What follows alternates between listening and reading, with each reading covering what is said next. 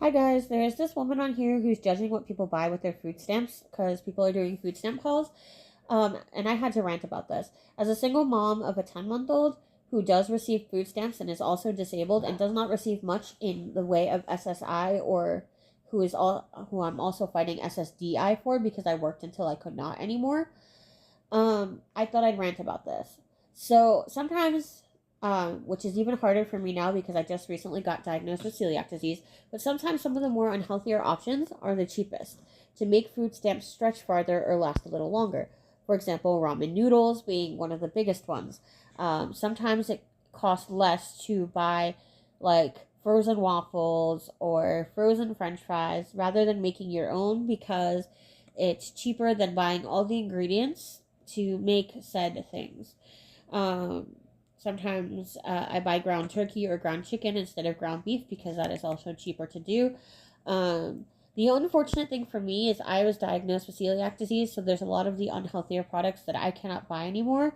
That makes my food stamps not last longer at all because you could buy a thing of pasta, for example, for like sometimes on sale for 99 cents to like $1.50, and all of the pastas that you buy that are gluten free, because I have to have specifically gluten free pasta, cost like $3 a box.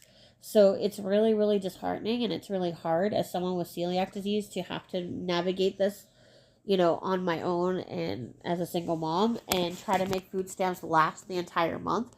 For example, when I before I had celiac disease, I was disabled still, and so I tried to make food stamps last longer by buying products that were cheaper in nature, but that were prepared that I could buy with food stamps.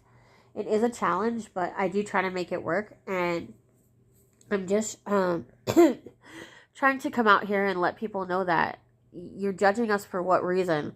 It's the cheapest option and it helps us make food stamps last longer. And unless you're contributing something to the pot, I would suggest that you don't comment on something you really don't know nothing about. If you never had to suffer, like some of us who maybe lost their jobs or are disabled and can't work, or some of us that maybe are working and just can't provide enough for our families, instead of judging us, like think about how to make food last longer, how uh to make the money stretch farther to have more food for the month.